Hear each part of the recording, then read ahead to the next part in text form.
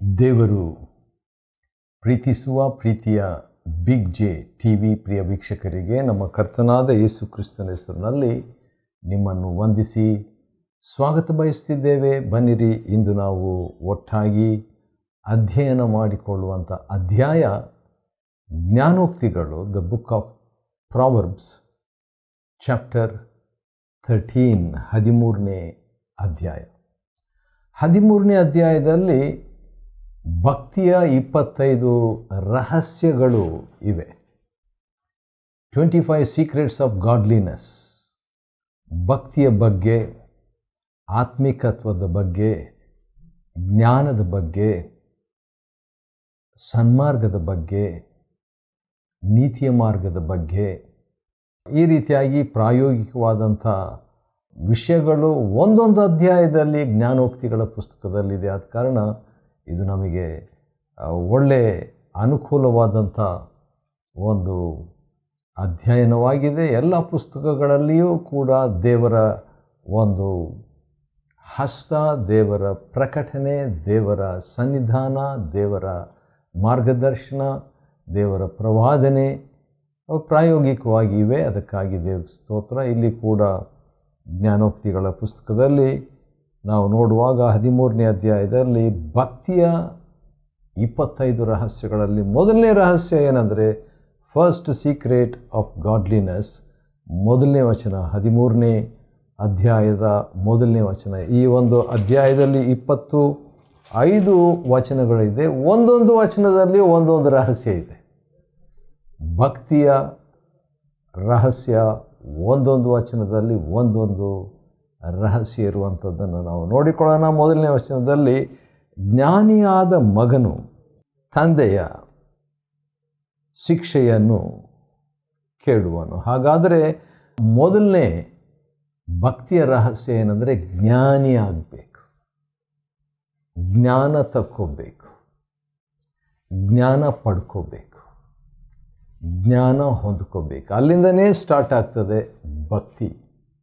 The first step to godliness is wisdom, ಜ್ಞಾನ. ಆ ಜ್ಞಾನ ನಮಗೆ ಬರಬೇಕಾದರೆ ದೇವರ ಭಯವೇ ಜ್ಞಾನಕ್ಕೆ ಮೂಲ. ಸರಿ, ಜ್ಞಾನಿಯಾದ ಮಗನು ತಂದೆಯ ಶಿಕ್ಷೆಯನ್ನು ಅಂತ ಹೇಳ್ಬಿಟ್ಟು ಅಲ್ಲಿ ನೋಡುವಾಗ ಮೊದಲನೇ ರಹಸ್ಯ ಜ್ಞಾನ. ಎರಡನೇ ರಹಸ್ಯ 2ನೇ ವಚನದಲ್ಲಿದೆ. ಅದೇನಂತ ಹೇಳಿದ್ರೆ, ಬಾಯ ಫಲವಾಗಿ ಮನುಷ್ಯನು ಸುಖವನ್ನು ಅನುಭವಿಸ್ತಾನೆ. ಅಂದರೆ ಬಾಯಿ ಮಾತು ಬಹಳ ಎಚ್ಚರಿಕೆಯಾಗಿರಬೇಕು. ಒಂದು ವಾಕ್ಯ ನನಗೆ ನೆನಪಿಗೆ ಬರ್ತಾ ಇದೆ, ಮತ್ತಾಯನ ಬರೆದ ಸುವಾರ್ತೆ.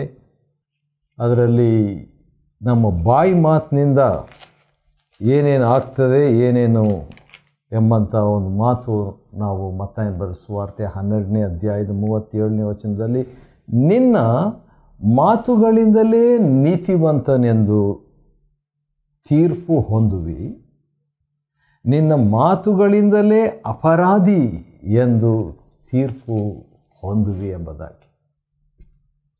ಮಾತಿನಿಂದಲೇ ನೀತಿವಂತನು, ಮಾತಿನಿಂದಲೇ ಅಪರಾಧಿ. ಹಾಗಾದರೆ ಬಾಯಿ ಫಲ, ಬಾಯಿ ಮಾತಾಡೋದರಿಂದ ಭಕ್ತಿಗೆ ನಡೆಸ್ತದೆ. ಒಳ್ಳೆಯ ಮಾತುಗಳನ್ನು, ಸರಿಯಾದ ಸೂಕ್ತ ಮಾತುಗಳನ್ನು ಬಾಯಿ ಆಡುವುದರಿಂದ ಭಕ್ತಿಗೆ. ಎರಡನೇ ರಹಸ್ಯ ಅದು. ಮೊದಲನೇ ರಹಸ್ಯ ಜ್ಞಾನಿ, ಎರಡನೇ ರಹಸ್ಯ ಭಕ್ತಿಯ ರಹಸ್ಯ ಬಾಯಿ ಮಾತು, ಮಾತಿನಿಂದ. 3ನೇ ವಚನದಲ್ಲಿ 3ನೇ ರಹಸ್ಯ ಇದೆ ಭಕ್ತಿಗೆ. ಅದೇನೆಂದರೆ ಬಾಯನ್ನು ಕಾಯುವವನು. ಬರೀ ಬಾಯಿ ಮಾತಾಡೋದು ಮಾತ್ರ ಅಲ್ಲ, ಬಾಯನ್ನು ಕಾಯುವವನು ಜೀವವನ್ನು ಕಾಯುತ್ತಾನೆ. ಆ ರೀತಿಯಾಗಿ ಆ ಬಾಯನ್ನು ಕಾಯುವಂಥದ್ದು ಕೂಡ ಭಕ್ತಿಯ ರಹಸ್ಯವಾಗಿದೆ. 4ನೇದಾಗಿ ಉದ್ಯೋಗಿಯ ಆತ್ಮಕ್ಕೆ ಪುಷ್ಟಿ. ಹಾಗಾದರೆ 4ನೇ ರಹಸ್ಯ ಭಕ್ತಿಗೇನೆಂದರೆ ಉದ್ಯೋಗ. ಕೆಲಸ ಮಾಡಬೇಕು, ಶ್ರಮೆ ಪಡಬೇಕು, ದುಡಿಬೇಕು, ಸೋಮಾರಿಯಾಗಿರಬಾರ್ದು. ಹೌದು, ಕೆಲವು ಸಾರಿ ಕೆಲಸ ಸಿಗೋದಕ್ಕೆ ತಡವಾಗಿದ್ದರೂ ಕೂಡ ಏನಾದರೂ ಒಂದು ಚಟುವಟಿಕೆಯನ್ನು ನಾವು ಮಾಡ್ತಾ ಇರಬೇಕು. ಸರಿ, 5ನೇದಾಗಿ ನೋಡುವಾಗ ಭಕ್ತಿಯ 5ನೇ ರಹಸ್ಯ 5ನೇ ವಚನದಲ್ಲಿದೆ. ಅದೇನಂತ ಹೇಳಿದರೆ ಶಿಷ್ಟತನ, ಬೀಯಿಂಗ್ ರೈಚಿಯಸ್. ಇದು ಮತ್ತೆ ಮತ್ತೆ ಬೇರೆ ಬೇರೆ ರೀತಿಯಿಂದ ಬರ್ತದೆ. ಆದರೆ ಶಿಷ್ಟನು ಎಂಥ ಶಿಷ್ಟನಂದರೆ ಮೋಸಕ್ಕೆ ಅಸಹ್ಯ ಪಡುವಂಥ ಶಿಷ್ಟನು. ಅದು ಕೆಲವು ಸಾರಿ ಶಿಷ್ಟನು ಅಂತ ಬರುವಾಗ ಅಲ್ಲಿ ಎಕ್ಸ್ಪ್ಲೇನ್ ಮಾಡಿದೆ ಎಂಥ ಶಿಷ್ಟನು, ಎಂಥ ಒಂದು ನೀತಿವಂತನು ಅಂತ ಹೇಳ್ಬಿಟ್ಟು. ಇಲ್ಲಿ ಮೋಸ ಮಾಡದೇ ಇರುವಂಥವನು ಎಂಬುದಾಗಿ ಅರ್ಥ. ಆದ ಕಾರಣ ಅದು ಭಕ್ತಿಗೆ 5ನೇ ರಹಸ್ಯ. 6ನೇ ರಹಸ್ಯ ಧರ್ಮವು ನಿರ್ದೋಷಿಯನ್ನು ಕಾಯುವುದು. ಆದ ಕಾರಣ ನಿರ್ದೋಷಿಯಾಗಿರುವಂಥದ್ದು ಒಬ್ಬ ಭಕ್ತಿಯ ಜೀವನಕ್ಕೆ ರಹಸ್ಯ. 7ನೇದಾಗಿ ಸ್ವಲ್ಪ ಜನರಲ್ ಆಗಿ ಹೇಳಲ್ಪಟ್ಟಿದೆ. ಜ್ಞಾನೋಕ್ತಿ 13:7 ಪ್ರಾವರ್ಬ್ಸ್ 13:7 ಏನಂತಿದೆ ಅಂದರೆ, ಹಣ ನಮಗಿದೆಯಲ್ಲ ಅದನ್ನು ಎಷ್ಟು ಖರ್ಚು ಮಾಡಿದರೂ ಏನಾಗ್ತದೆ, ಅದು ತನಗೆ ಕೊರತೆ ಇಲ್ಲ. ಬೇರೆಯವರು ಖರ್ಚೇ ಮಾಡೋದಿಲ್ಲ, ಆದರೆ ಕೊರತೆ ಇರ್ತದೆ. ಆದ ಕಾರಣ ಇದು ಏನು ತೋರಿಸ್ತೈತೆ ನಮಗೆ ಅಂತ ಹೇಳ್ಬಿಟ್ಟು ನೋಡುವಾಗ, ಉದಾರತನ, ಕೊಡುವ ಆತ್ಮ, ಗಿವಿಂಗ್ ಸ್ಪಿರಿಟ್, ಅದು ಭಕ್ತಿಯ ರಹಸ್ಯ.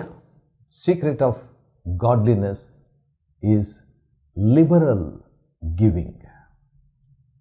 8ನೇದಾಗಿ ನೋಡುವಾಗ ಇನ್ನೊಂದು ಮಾತು ಅಲ್ಲಿ ಬರೆಯಲಾಗಿದೆ. ಅದೇನಂತ ಹೇಳಿದರೆ, ಬಡವನಿಗೆ ಯಾವ ಬೆದರಿಕೆಯೂ ಇಲ್ಲ ಅಂತ ಹೇಳ್ಬಿಟ್ಟು ಬರೆದಿದೆ. 8ನೇ ವಚನದಲ್ಲಿ 8ನೇ ರಹಸ್ಯ. ಅದರಿಂದ ನಾವು ಏನು ಕಲಿಬಹುದು ಅಂತ ಹೇಳಿದರೆ, ಭಯವಿಲ್ಲದ ನಿರ್ಭಯವಾದ ಜೀವನ. ಹೌದು, ಬಡವನಾಗಿರ್ಬೋದು, ಶ್ರೀಮಂತನಾಗಿರ್ಬೋದು, ಬಡವನಿಗೂ ಭಯ ಇದೆ, ಶ್ರೀಮಂತನಿಗೂ ಭಯ ಇದೆ. ಆದರೆ ನಿರ್ಭಯತನ, ಫಿಯರ್ಲೆಸ್ನೆಸ್ ಆರ್ ಬೋಲ್ಡ್ನೆಸ್, ಅದು ಏನಾಗಿದೆ ಅಂದರೆ ಭಕ್ತಿಯ ಅಥವಾ ಭಕ್ತಿಗೆ ರಹಸ್ಯವಾಗಿದೆ. 9ನೇ ವಚನದಲ್ಲಿ 9ನೇ ರಹಸ್ಯ ಇದೆ, ಭಕ್ತಿಯ ರಹಸ್ಯ. ಅದೇನಂತ ಹೇಳಿದರೆ ಶಿಷ್ಟರ ಬೆಳಕು, ಅಂದರೆ ಬೆಳಕಾಗಿರುವಂಥದ್ದು. ನೀವು ಲೋಕಕ್ಕೆ ಬೆಳಕು ಅಂತ ಕರ್ತನಾದ ಯೇಸು ಹೇಳಿದಂಥ ಮಾತು ನೆನಪಿಗೆ ಬರ್ತಿದೆ. ಆದರೆ ನಾವು ಬೆಳಕಿನಲ್ಲಿ ನಡೆದರೆ ಅಂತ ಹೇಳ್ಬಿಟ್ಟು ಕೂಡ ದೇವರ ವಾಕ್ಯ ಹೇಳ್ತದೆ. ಬೆಳಗಾಗುವುದು ಅಂದರೆ ಬೆಳಗಾಗುವುದು ಅಂತ ಹೇಳುವಾಗ ಬೆಳಕು ಹೆಚ್ಚೆಚ್ಚುತ್ತಾ ಬರುವಂಥದ್ದು. ಇದೇ ಜ್ಞಾನೋಕ್ತಿಯಲ್ಲಿ ಒಂದು ಮಾತು 4ನೇ ಅಧ್ಯಾಯದಲ್ಲಿ, ನೀತಿವಂತರ ಮಾರ್ಗವು ಮಧ್ಯಾಹ್ನದವರೆಗೂ ಹೆಚ್ಚುತ್ತಾ ಬರುವ ಬೆಳಕಿನಂತಿದೆ. ಜ್ಞಾನೋಕ್ತಿ 4:18. ಇಲ್ಲಿ ಕೂಡ ನಾವು ನೋಡುವಾಗ ಶಿಷ್ಟರ ಬೆಳಕು, ಆ ಶಿಷ್ಟರ ಬೆಳಕು, ತಮ್ಮಲ್ಲಿರುವಂಥ ಬೆಳಕನ್ನು ಅವರು ಕಾಪಾಡಿಕೊಳ್ಳುವಾಗ ಅದು ಭಕ್ತಿಯ ರಹಸ್ಯ, ಸೀಕ್ರೆಟ್ ಆಫ್ ಗಾಡ್ಲಿನೆಸ್. 10ನೇ ವಚನದಲ್ಲಿ 10ನೇ ಒಂದು ರಹಸ್ಯ ಇದೆ, ಭಕ್ತಿಯ ರಹಸ್ಯ. ಅದೇನಂತ ಹೇಳ್ಬಿಟ್ಟು ನೋಡುವಾಗ, ಬುದ್ಧಿವಾದಕ್ಕೆ ಕಿವಿಗೊಡುವಂಥದ್ದು, ಕರೆಕ್ಷನ್ಗೆ, ತಿದ್ದುಪಾಟಿಗೆ, ದೇವರ ವಾಕ್ಯಕ್ಕೆ ಕಿವಿಗೊಡುವಂಥದ್ದು, ಲಕ್ಷ್ಯ ಕೊಡುವಂಥದ್ದು, ಟೈಮ್ ಕೊಡುವಂಥದ್ದು, ಗಮನ ಕೊಡುವಂಥದ್ದು. ಮತ್ತು 11ನೇ ವಚನದಲ್ಲಿ ಭಕ್ತಿಯ 11ನೇ ರಹಸ್ಯ ಇದೆ. ನೋಡೋಣ ಅದೇನಂತ ಹೇಳ್ಬಿಟ್ಟು, ದುಡಿದು ಕೂಡಿಸಿಕೊಂಡವನಿಗೆ, ಅಂದರೆ ದುಡಿಬೇಕು. ಹೌದು, ಉದ್ಯೋಗಿ ಅಂತ 4ನೇ ವಚನದಲ್ಲಿ ಬಂತಲ್ಲ, ಅದೇ ರೀತಿಯಾಗಿ ನಾವು ದುಡಿಬೇಕು. ಮತ್ತು ಅದೇ ಸಂದರ್ಭದಲ್ಲಿ ಎಲ್ಲ ವೇಸ್ಟ್ ಮಾಡಿಬಿಡಬಾರ್ದು, ಸಂಗ್ರಹಿಸಬೇಕು. ಜಾನ್ ವೆಸ್ಲಿ ಅಯ್ಯನವರು ಹೇಳ್ತಾರೆ, 3 ಮಾತು ಅದು ನನಗೆ ನೆನಪಿಗೆ ಬರ್ತಿದೆ. ಅದೇನಂತ ಹೇಳಿದರೆ, earn as much as you can, ಎಷ್ಟು ಸಾಧ್ಯವೋ ಅಷ್ಟು ದುಡೀರಿ. Save as much as you can, ಎಷ್ಟು ಸಾಧ್ಯವೋ ಅಷ್ಟು ಕೂಡಿಡ್ರಿ. Give as much as you can, ಎಷ್ಟು ಸಾಧ್ಯವೋ ಅಷ್ಟು ಕೊಡ್ರಿ. ಹೌದು, ಎಷ್ಟು ಸಾಧ್ಯವೋ ಅಷ್ಟು ದುಡಿದಾಗ ಸೋಮಾರಿತನ ಇಲ್ಲ. ಎಷ್ಟು ದುಡಿತೀವೋ ಅಷ್ಟನ್ನು ನಾವು ಕೂಡಿಸ್ಕೊಂಡಾಗ ನಮಗೆ ಕೊರತೆ ಇಲ್ಲ. ಎಷ್ಟು ಸಾಧ್ಯವೋ ಅಷ್ಟು ನಾವು ಕೊಡುವಾಗ ಸ್ವಾರ್ಥತೆ ಇಲ್ಲ. ಸರಿ, ಇಲ್ಲಿ ನೋಡುವಾಗ 11ನೇ ವಚನದಲ್ಲಿ 11ನೇ ಭಕ್ತಿಯ ರಹಸ್ಯ ಏನಂತ ಹೇಳಿದರೆ ದುಡಿದು ಕೂಡಿಸಿಕೊಳ್ಳುವಂಥದ್ದು. ಮತ್ತು ಮುಂದೆ 12ನೇ ವಚನದಲ್ಲಿ 12ನೇ ರಹಸ್ಯ ಇದೆ. ಆ 12ನೇ ರಹಸ್ಯ, ಭಕ್ತಿಯ ರಹಸ್ಯ ಏನಂತ ಹೇಳಿದರೆ ಕೈಗೂಡಿದ ಇಷ್ಟಾರ್ಥವು. ದೇವರು ಇಷ್ಟಾರ್ಥವನ್ನು ನೆರವೇರಿಸ್ತಾನೆ. ಆ ರೀತಿಯಾಗಿ ಇಷ್ಟಾರ್ಥವನ್ನು ನೆರವೇರಿಸುವಾಗ ಅದು ಜೀವವೃಕ್ಷ ಅಂತೆ, tree of life. It's A secret of godliness. ಭಕ್ತಿಯ ರಹಸ್ಯ ಅದು ಒಂದು ಜೀವವೃಕ್ಷ ಅಂತ ಹೇಳ್ಬೋದು, ಅಥವಾ ಕೈಗೂಡಿದ ದೇವ್ರ ಪ್ರಾರ್ಥನೆಗೆ ಉತ್ತರ ಕೊಡುವಂಥದ್ದು. ಆವಾಗ ನಮಗೆ ಇನ್ನೂ ಭಕ್ತಿವಂತರಾಗಲಿಕ್ಕೆ ಒಂದು ಉತ್ತೇಜನ. ಹೌದು, ಕೆಲವು ಸಾರಿ ದೇವರು ಉತ್ತರ ಕೊಡೋದಿಲ್ಲ, ಆದರೂ ಕೂಡ ಅದು ಜೀವವೃಕ್ಷದಂತೆ ಇರುವಂಥದ್ದಾಗಿದೆ ಎಂಬಂಥ ಮಾತನ್ನು ನಾವು ನೋಡ್ತೀವಿ. 13ನೇ ವಚನದಲ್ಲಿ 13ನೇ ಭಕ್ತಿಯ ರಹಸ್ಯ, 13th ಸೀಕ್ರೆಟ್ ಆಫ್ ಗಾಡ್ಲಿನೆಸ್ ಏನಂತ ನೋಡೋಣ ಬನ್ನಿರಿ. ದೇವರ ವಾಕ್ಯವನ್ನು ಉಲ್ಲಂಘಿಸುವವನು ನಾಶವಾಗುವನು, ಆಜ್ಞೆಯನ್ನು ಭಯಭಕ್ತಿಯಿಂದ ಕೈಕೊಳ್ಳುವಂಥ. ದೇವರ ವಾಕ್ಯ ಭಯಭಕ್ತಿಯಿಂದ ಕೈಕೊಳ್ಳುವುದು ಏನಾಗ್ತದೆ? ಭಕ್ತಿಯ ರಹಸ್ಯ. ಇಷ್ಟೊಂದು ಆಜ್ಞೆಗಳಿದೆ. ಆಜ್ಞೆಗಳನ್ನು ಭಯಭಕ್ತಿಯಿಂದ ನಾವು ಕೈಕೊಂಡು ನಡೆಯುವಾಗ ನಾವು ಏನಾಗ್ತದೆ? ಭಕ್ತಿಯಲ್ಲಿ ಬೆಳೀತೇವೆ. Will grow in godliness. ಮತ್ತು 14ನೇ ವಚನದಲ್ಲಿ 14ನೇ ಭಕ್ತಿಯ ರಹಸ್ಯ ಇದೆ, ಸೀಕ್ರೆಟ್ ಆಫ್ ಗಾಡ್ಲಿನೆಸ್. ಅದೇನದು? ಜ್ಞಾನಿಯ ಬೋಧೆ, ಟೀಚಿಂಗ್ಸ್ ಆಫ್ ವೈಸ್ ಪೀಪಲ್. ಅದನ್ನು ನಾವು ತಗೋಬೇಕು. ನನ್ನ ಜೀವನದಲ್ಲಿ ಕೆಲವು ಆತ್ಮಿಕ ನಾಯಕರು ಇದ್ದಾರೆ. ಒಬ್ಬರೇ ಆತ್ಮಿಕ ನಾಯಕರು ನನಗಿರೋದು, ಒಬ್ಬ ವ್ಯಕ್ತಿನೇ ಆತ್ಮಿಕ ತಂದೆ. ಆದರೂ ಕೂಡ ಇಲ್ಲಿ ಜ್ಞಾನಿಯ ಬೋಧೆ ಅಂತ ಹೇಳುವಾಗ ಅದು ಒಂದು ಜೀವ ಬುಗ್ಗೆ ಅಂತೆ. It's a fountain of life. ಮತ್ತು 15ನೇ ವಚನದಲ್ಲಿ ಆ ಭಕ್ತಿಯ 15ನೇ ರಹಸ್ಯವನ್ನು ನಾವು ನೋಡಿಕೊಳ್ಬೋದು. ಅಲ್ಲಿ ಏನಂತ ಬರೆದಿದೆ? ಸುಬುದ್ಧಿಯ ದಯಾಸ್ಪದ. ಸ್ವಬುದ್ಧಿ ಅಲ್ಲ, ಸುಬುದ್ಧಿ, ಒಳ್ಳೆ ಬುದ್ಧಿ ಇರುವಂಥದ್ದು, ಅದು ದಯೆಗೆ ಆಸ್ಪದ. ಅಷ್ಟೇ ಅಲ್ಲ, ಭಕ್ತಿಯ ರಹಸ್ಯ. 16ನೇ ವಚನದಲ್ಲಿ 16ನೇ ಭಕ್ತಿಯ ರಹಸ್ಯ ಅದೇನಂತ ಹೇಳಿದರೆ ಪ್ರತಿಯೊಬ್ಬ ಜಾನನು ಆ ತಿಳುವಳಿಕೆಯಿಂದ ನಡೆಸುವಂಥದ್ದು. ಹೌದು, ನಾವು ತಿಳುವಳಿಕೆಯಿಂದ ಯಾವುದೇ ಮಾಡಿದರೆ ಅದು ಭಕ್ತಿಯ ರಹಸ್ಯವಾಗಿಬಿಡ್ತದೆ. Over the period of time, ಸ್ವಲ್ಪ ಕಾಲಾನಂತರ ಏನಾಗ್ತದೆ? ಅದು ಒಂದು ಜೀವನ ಶೈಲಿ ಆಗಿಬಿಡ್ತದೆ. ಸರಿ, 17ನೇ ವಚನದಲ್ಲಿ 17ನೇ ಭಕ್ತಿಯ ರಹಸ್ಯ ಏನಂತ ನೋಡೋಣ. ನಂಬಿಕೆಯಾದ ರಾಯಭಾರಿ, ಅಂದರೆ ನಂಬಿಗಸ್ತರಾದ ರಾಯಭಾರಿಯಾಗಿರುವಂಥದ್ದು ಭಕ್ತಿಯ ರಹಸ್ಯ. ಒಂದು ಮಾತಿನಲ್ಲಿ ಹೇಳಬೇಕಾದರೆ ನಂಬಿಗಸ್ತಿಕೆ. 18ನೇ ವಚನದಲ್ಲಿ 18ನೇ ಭಕ್ತಿಯ ರಹಸ್ಯ ಅದೇನಂತ ಹೇಳಿದರೆ ಗದರಿಕೆಯನ್ನು ಗಮನಿಸುವುದು, ಲಿಸ್ನಿಂಗ್ ಟು ಕರೆಕ್ಷನ್. ಅದು ಭಕ್ತಿಯ ರಹಸ್ಯ. 19ನೇ ವಚನದಲ್ಲಿ ಇಷ್ಟಸಿದ್ಧಿ ಮನಸ್ಸಿಗೆ ಸಿಹಿ, ಅಂದರೆ ನಾವು ನಮ್ಮ ಇಷ್ಟವನ್ನು ದೇವರು ನೆರವೇರಿಸುವಾಗ ಆ ಸಂದರ್ಭದಲ್ಲಿ ನಾವು ದೇವರಿಗೆ ಮರ್ಯಾದೆ ಕೃತಜ್ಞತೆಯನ್ನು ಸಲ್ಲಿಸುವಾಗ ಅದು ಒಂದು ಸಿಹಿಯಾದಂಥ ಅನುಭವ. ಅದು ಕೂಡ ಭಕ್ತಿಯ ರಹಸ್ಯ. 20ನೇ ವಚನದಲ್ಲಿ ನನಗೆ ಭಾಳ ಇಷ್ಟವಾದಂಥ ಒಂದು ಅನುಭವ. 20ನೇ ವಚನ ಈ ರೀತಿಯಾಗಿದೆ. ಅದೇನಂತ ಹೇಳಿದರೆ ಜ್ಞಾನಿಗಳ ಸಹವಾಸಿ. ಭಕ್ತಿಯ ರಹಸ್ಯ ಭಕ್ತಿವಂತರ ಸಂಗಡ ಸಹವಾಸ ಹೊಂದುವುದು. ಇಲ್ಲಿ ನಾವು ನೋಡುವಂಥ ಆ ಭಕ್ತಿಯ ರಹಸ್ಯ ಏನಂದರೆ ಜ್ಞಾನಿಗಳ ಸಹವಾಸ, ಭಕ್ತಿವಂತರ ಸಹವಾಸ. 21ನೇ ವಚನದಲ್ಲಿ ಮಂಗಳವು ಸಜ್ಜನರಿಗೆ ಪ್ರತಿಫಲ. ಹೌದು, ಶುಭ, ಮಂಗಳಕರವಾದದ್ದು, ಅಂದರೆ ಶುಭಕರವಾದದ್ದು ಸಜ್ಜನರಿಗೆ. ಅದನ್ನು ಈ ರೀತಿಯಾಗಿ ಹೇಳ್ಬೋದು,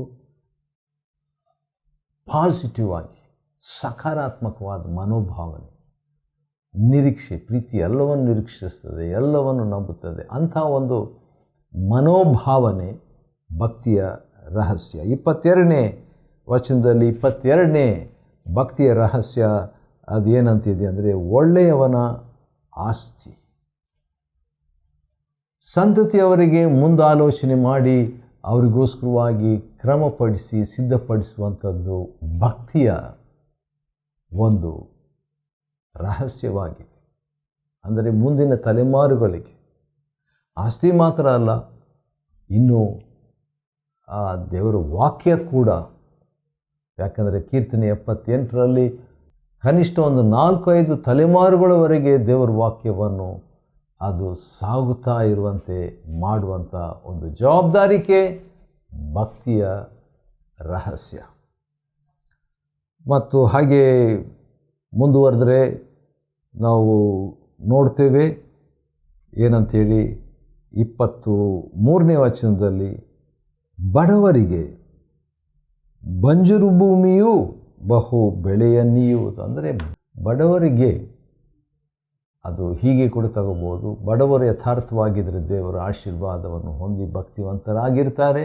ಅಥವಾ ಆತ್ಮದಲ್ಲಿ ಬಡವರಾಗಿದ್ದಂಥವ್ರು ಮತ್ತು 5 ಪ್ರಕಾರವಾಗಿ ಅವರಿಗೆ ಕೂಡ ದೇವರು ಅವಶ್ಯಕತೆಗಳನ್ನು ಒದಗಿಸ್ತಾನೆ. 24ನೇ ವಚನದಲ್ಲಿ 24ನೇ ಭಕ್ತಿಯ ರಹಸ್ಯ ಉಂಟು. ಅದೇನು ನೋಡೋಣ ಬನ್ನಿರಿ. ಚೆನ್ನಾಗಿ ಶಿಕ್ಷಿಸುವ ಪಿತ ಪುತ್ರನಿಗೆ ಮಿತ್ರ. ಅಂದರೆ ಶಿಸ್ತು ಬೇಕಾದಾಗ ಆ ಶಿಸ್ತು ಪಾಲನೆ ಮನೆಯಲ್ಲಿ ಕೊಡುವಂಥದ್ದು ಕೂಡ ಭಕ್ತಿಯ ರಹಸ್ಯ ಅಂತರಿ. ಹೌದು, ಒಂದು ವೇಳೆ ಮಕ್ಕಳು ಕೋಪ ಮಾಡ್ಕೊಂಡ್ಬಿಡ್ತಾರೆ, ಇಲ್ಲ, ದೇವ್ರ ವಾಕ್ಯ ಹೇಳ್ತದಲ್ಲ ಏನಂತ, ಪುತ್ರನಿಗೆ ಪಿತ ಪುತ್ರನಿಗೆ ಮಿತ್ರ. ಫ್ರೆಂಡ್ಸ್ ಆಗಿಬಿಡ್ತಾರೆ ಆಮೇಲೆ ತಂದೆ ಮತ್ತು ಮಗ. ದೇವ್ರ ವಾಕ್ಯ ಹೇಳ್ತದೆ, ಅದನ್ನು ನಂಬಿದರೆ ನಂಬಿದಂತೆ ನಮಗೆ ಆಗುವುದು. ಕೊನೆಯದಾಗಿ ಜ್ಞಾನೋಕ್ತಿ 13ನೇ ಅಧ್ಯಾಯದಿಂದ 25 ಭಕ್ತಿಯ ರಹಸ್ಯಗಳನ್ನು ನಾವು ನೋಡ್ತಾ ಇದ್ದೀವಿ. 25 ಸೀಕ್ರೆಟ್ಸ್ ಆಫ್ ಗಾಡ್ಲಿನೆಸ್. ಅದರ 25ನೇದು ಏನಂದರೆ, ಶಿಷ್ಟನು ಹೊಟ್ಟೆ ತುಂಬ ಉಣ್ಣುವನು. ಅಂದರೆ ದೇವರ ಅವಶ್ಯಕತೆ ಅಥವಾ ಒದಗುವಿಕೆಯನ್ನು ನಾವು ನೋಡ್ತೇವೆ. ದೇವರ ಒದಗುವಿಕೆಯನ್ನು ವಿಶ್ವಾಸಿ ಹೊಂದಿದಾಗ ಅದು ಕೂಡ ಭಕ್ತಿಗೆ ಒಂದು ರಹಸ್ಯವಾಗ್ತದೆ. ಜ್ಞಾನೋಕ್ತಿ 13ನೇ ಅಧ್ಯಾಯವನ್ನು ಅಧ್ಯಯನ ಮಾಡಿಕೊಳ್ಳುವಂತೆ ದೇವರು ಕೊಟ್ಟ ಕೃಪೆಗಾಗಿ ಆತನಿಗೆ ಸ್ತೋತ್ರವಾಗಲಿ. ದೇವರು ನಿಮ್ಮನ್ನು ಆಶೀರ್ವದಿಸಲಿ.